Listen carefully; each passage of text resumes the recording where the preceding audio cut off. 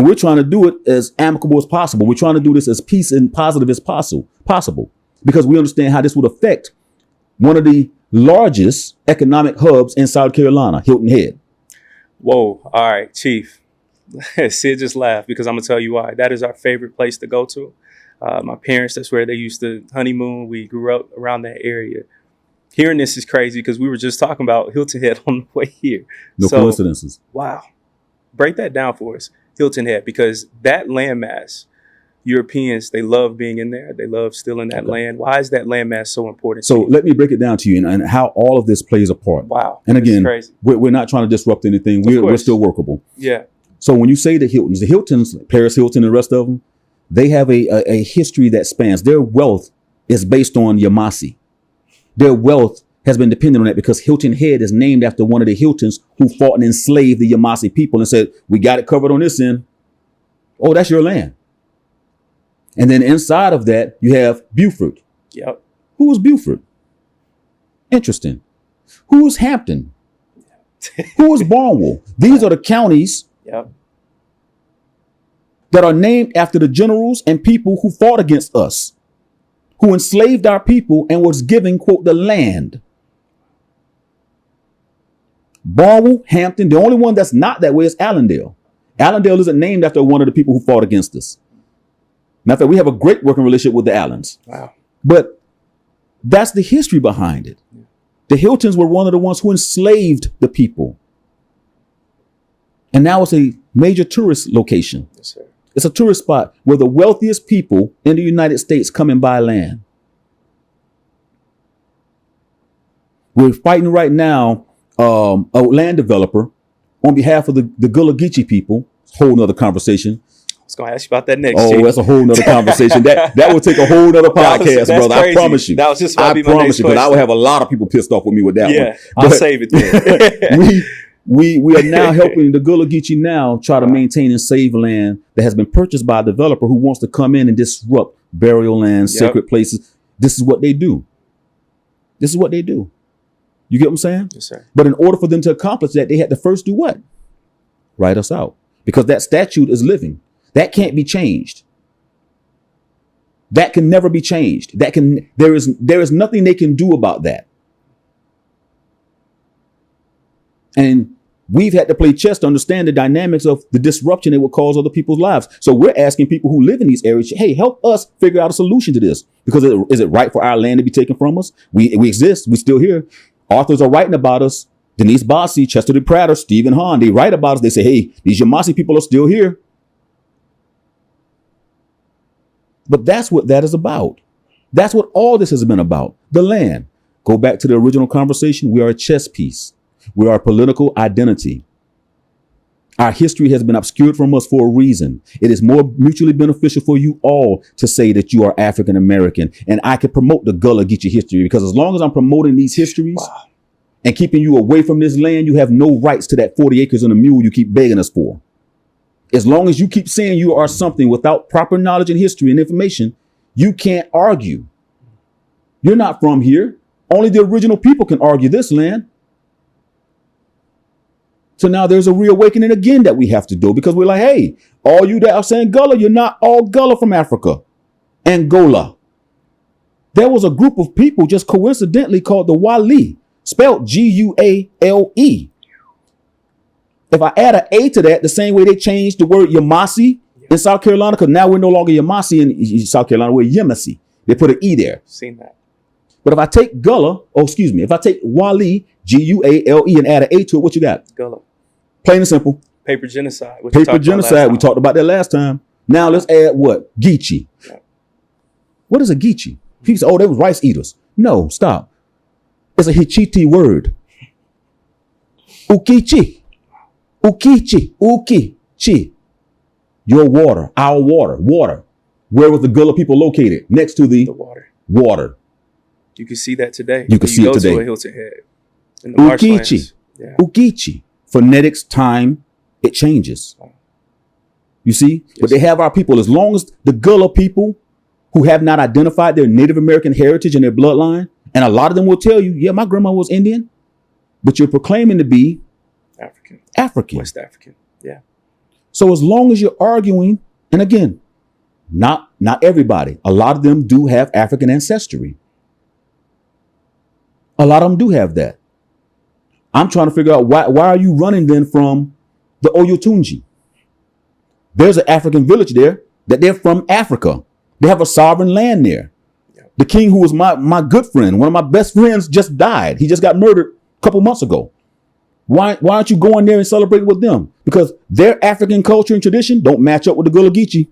I know personally, we've witnessed it. What they do as Africans there does not match up with the Gullah Geechee do. You understand? Yes, sir. It's crazy. It's crazy. And we become the bad guys when we reveal facts, history, truth.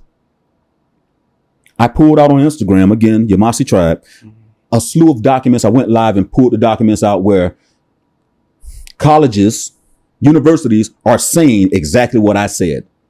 The Gullah Geechee were identified as Black Seminoles. Just take away the word black, just go to Seminoles.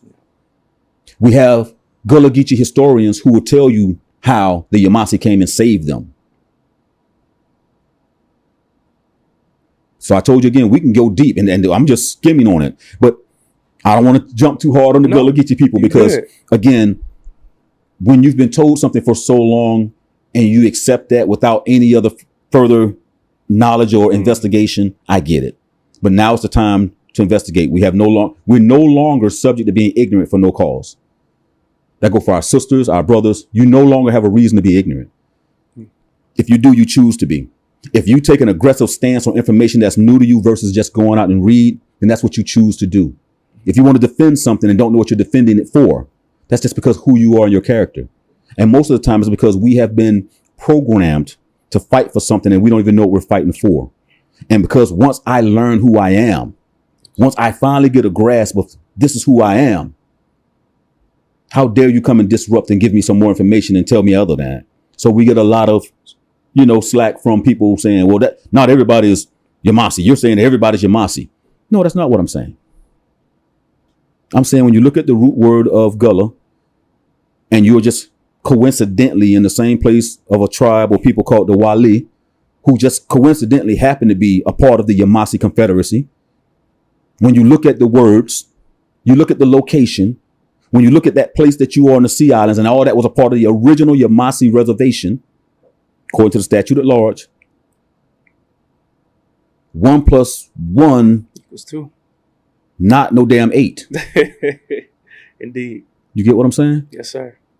So we have so much to work on is what I'm saying. Mm-hmm. But it goes back to, again, simple economics. What are we doing all this for? Equality. Yeah. And here's what happens when we decide we want to come together on an equal playing field under unity. We now can go to, as constituents, to Senator whoever, Congressman whoever, Clyburn or whoever your favorite congressman is, and say, hey, how do you make this right? And I'm hoping this video gets to these people because we did almost 250,000 views last time. Yeah, we're almost at 250 right now. Okay, so we're going to do way more with this. We're going to do way more. Yeah. But share the video to the right people. Yes, sir. Because there ain't nothing I made up here. No. This is all documented. Everything that I said, from the Gullah to everything else, I bought receipts right here. Yes, sir. And we about to get into his award too. Man, Chief, I'm enjoying this thoroughly. One document in particular you showed me talked about Oklahoma. Do you know which one that was? All of them. Yeah, I know. Oklahoma. One talked about Oklahoma, and economics, to your point, is very big for us. And yes. Dr. Claude Anderson talked about powernomics, right? Mm-hmm. And one of those staple that we've seen over time was Black Wall Street, which so happened to be in Tulsa, Oklahoma. Right. However, though, where people skip over, how did all these quote unquote Black folk end up in Tulsa? Some people say slavery, but I think of the Trail of Tears as well. But if you can, through all the receipts that you have where it speaks about Oklahoma, can you please break that down of how those people ended up in Oklahoma? Because they wanted to send us to places when they realize again that we can't beat them. We want to send you to a place that we don't want. I got to get rid of you. I got to get rid of you. Wow. So they sent them to a place that was desolate. They sent them to a place that really they couldn't grow. They couldn't, they really couldn't farm the way you would in a more fertile soils and stuff like that. So Oklahoma became that resting hub for us where we had to learn to adjust. Hence, I see when you said it. I want to bring this up so you can read it for them. Yes, sir. Because again, and let me just read this top. So they say, let me show it. The Extra Census Bulletin, the 5 Civilized Tribes. Wow. This is the Department of the Interior Census Office reference copy. So there's nothing we're reading. Can't argue this way. We can't argue about. Read the bottom. Just read off the name of the tribes there. What's in front of those names? These tribes right here, right? The bottom. Go. There you go. The table shows whites 3,289, Creek Indians enrolled as such 9,291. Here we go. Negroes enrolled as such 4,628, many of whom are Negro Creeks and claimants. 708 Indians other than Creeks, given in detail above. 3 Chinamen. Let's see. The 708 Indians other than Creeks are 462 Cherokees, 172 Seminoles, 31 Choctaws, 9 Chickasaws, 1 Stockbridge, 1 Sioux, 1 Canadian Indian, 3 Shawnees, and 28 are those Potawatomis. That's how it's pronounced. Potawatomis. It is probable then that in Coweta, we have Coweta County, Georgia, which is a very popular district. The Geechees may have been enrolled among those of Negro descent. Some enrolled as white may have been quarter and eighth bloods. Look, we sit back on that one. Statistics of Indians, and again, Extra Census Bulletin, the 5 civilized tribes that we always hear about. And you can go through that whole book and just watch contradiction after contradiction after contradiction, things that just doesn't make sense. It's no explanation to it. So you talk about Oklahoma, and think about this. Let's give a little history. I introduced you to a guest, which is one of my tribal members and a family member, Denise Vasquez Welch. Yeah, she's awesome. Right? A direct descendant of John Horse. Yes, sir. Who founded Wawanka, where the Seminole tribe is? John Horse. John Horse. What is he identified as? Seminole. A Negro Seminole. Indeed. And he founded where the Seminole Nation is located. Think about that. Yeah. The answer to your question is within what you know. And again, this isn't about disrupting anything. This is to inform. Great relationship with Chief Johnson. We sat down and we talked, and we spoke for quite some time. Yes, sir. I knew who he knew. He knew who I knew. You know what I mean? I grew up in this. So had a great relationship. Yeah. The issue isn't with our Seminole brothers and sisters. The issue is really with ourselves and those who are less informed. Now, prior to Chief Johnson, there might have been an issue because you had a chief that was in office, and I don't want to say his name, but it was a chief that was in office that was anti-black. And you mean, he was like, no, I don't want you around me. But when you're dealing with progressive people who understand the dynamics and history, because Chief Johnson came from Miami, Florida. He came from Brighton Reservation. He knows what's on the reservation. He knows who his people are. He acknowledges the people. He's also subservient to the general council. So he can't make anything move unless the council agrees to it. So now if the council is those who have the belief and thought process of the previous chief, then no, there's going to be no progress. But to, again, go back to your question, we was put there purposely because they thought they was taking something away from us. The Trail of Tears. Yeah. That Trail of Tears is about that Negro element. You can't mistake it. And let's do one better. Let's do one better. If there are Negroes that exist outside of the fact that John Horse fought for where they was located, but if there's Negroes that existed that traveled to Oklahoma and these Negroes weren't put into slavery and they held positions in the Creek Nation, how was that possible in a time where all of them were supposed to be slaves coming from Florida? It doesn't add up. It doesn't add up. It doesn't add up. Wow. You get what I'm saying? Yes, sir. Man, this is powerful, Chief. I see right here, Jackson County. Is this in Georgia or Florida, if you know? Most of that is actually inside of Oklahoma. Inside of Oklahoma, Jackson County, Oklahoma. Wow. Wow. This is, guys, I'm telling you, you can't fight against this information. Pan-Africanism, Chief, I'm starting to, I don't want to say grow like a hatred towards it, but disdain, I would say, of it. Because to me, it doesn't make sense of everybody thinking that everybody who's black is from Africa. And we have so many college professors that push this. And even when it's time to vote, they say that you're African and you're African And be proud American. of your African ancestry. What we called before we was called African Americans. And that's my point right there. And that was what, 1988? Yeah. Jesse Jackson. Yes. So it's just from, And slightly prior to Jesse, because people want to Yeah. coin Jesse as the spearhead behind that. But that happened slightly before Jesse Jackson as well. Mhm. But he just pushed it home. Mm. Again, and I ask everybody, why are people of color the only ones wearing a prefix before the name American? there you go. We don't meet people who say they're British American, Yeah. German American, German Americans, Italian American, Italian Americans. Irish. Come on. I'm just American. What? But us, we have to be African American. And they openly tell you they're not from here. And they just got here. You're talking about 1940s, 1930s, 20s. You Yeah. get what I'm saying? Yeah. Yeah. So our indigenous brothers and sisters, our Asiatic Native Americans and brothers, our fight's the same. Yeah. We can prove, again, I'm going back always, it's called rinse and repeat so people Yes, can sir. really hone in. They settle We can in. prove that we was here through historical documentation, depictions, paintings, along with yourself. Yes, sir. Our fight should be, again, we are supposed to be in the White House. This is our land. We need a seat at the table, all of us. Yes, sir. Who, again, is going to fight harder than us about our land? Who's going to make sure we do right by the people better than us? The indigenous people. Wow. Why don't we have a seat on the cabinet? Why aren't we being advisors to the presidents? If nothing else, they told you that they utilized us for their wars. Every time. Cold talk, guerrilla warfare. That was definitely a Yamassee thing. They talk about that.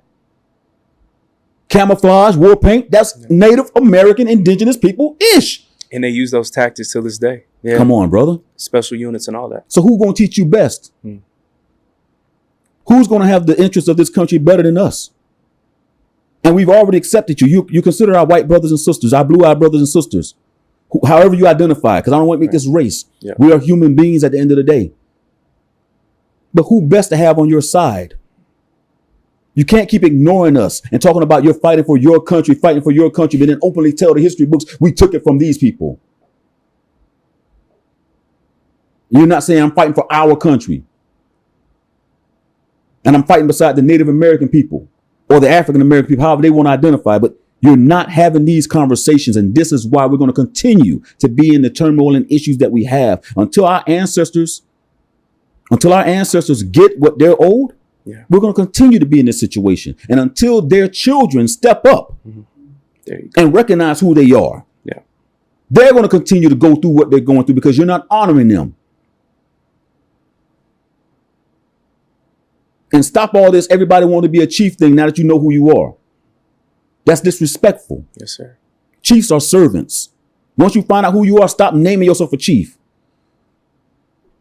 We are appointed by blood. We are appointed by our actions. We are appointed by what we do.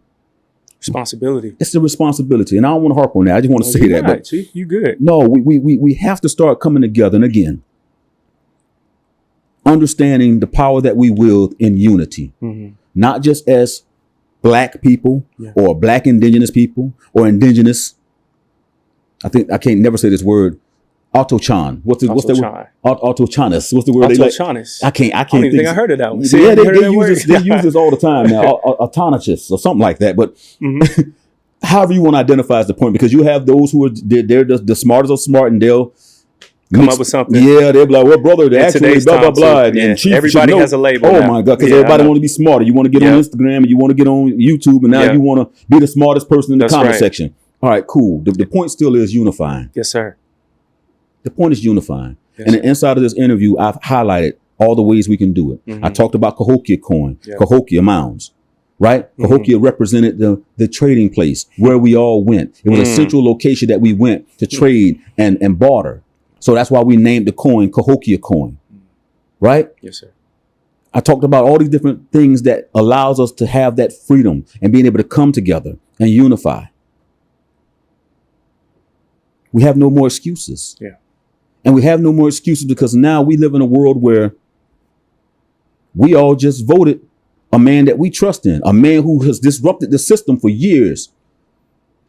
Won And I by say a we all, landslide. everybody. When I say you, Yeah. not me, America voted President Trump into office because he doesn't fit the norm of politicians. So now where we at? Let's go. That's what you voted in. That's what you wanted. Let's go. Disrupt the system. Yeah. The system been disrupted. Yeah. We just never fell through with the whole plan. The system has always been that way. We just always fall victim to the gatekeepers. And we'll give our money, our time, our heart to people who haven't proven who they should be, that says they represent us, versus giving our time, our heart, and our money to a proven system or place or people who've invested in themselves and invested in you and invested in their nation or tribe. So I'm saying all this to you because, and I told you, we're going to level up with this. Now it's our time. And if we're not supporting black crypto now, indigenous crypto, however you want to identify, if we're not supporting these projects, what are we really doing? The freedom is right here with us now. We have that freedom. We have everything we need at our fingertips. Like I said, we have made people rich like that. It was a week. It was a week. People ain't caught on. You get what I'm saying? Yes, sir. So we're hoping avenues like yours and resources like yours and your podcast, we're hoping to empower what you have going on because you're empowering the people with information and you're bringing on some very powerful guests. Since our first introduction, you've brought on some very powerful guests. Some brothers I have a lot of respect for that's doing a thing. I'm hoping that we can all get together and talk about the future of who and what we are and understand what's going on around us and follow those signs. President Trump was elected. Bitcoin went to $92,000 a coin. Stock market too. It went crazy. It went crazy. Yeah. It went crazy. Can you imagine what we would have done if we had our own coin? That's what Cahokia Coin is. That's what Native Coin is. N8IV is that's there you go. Are we going to support it? Let's go. Because you control that. Can't no one tell you when not to cash out? Can't no one tell you when to buy? You know what I'm saying? Right. But a minimum investment. We watched somebody, just to show you again, because this goes back to the financial well-being and economic stimulus. We had someone literally spend $50. That's his first person. $50. $36,000 that $50 turned into. We had somebody spend $5, made $2,000 off of it.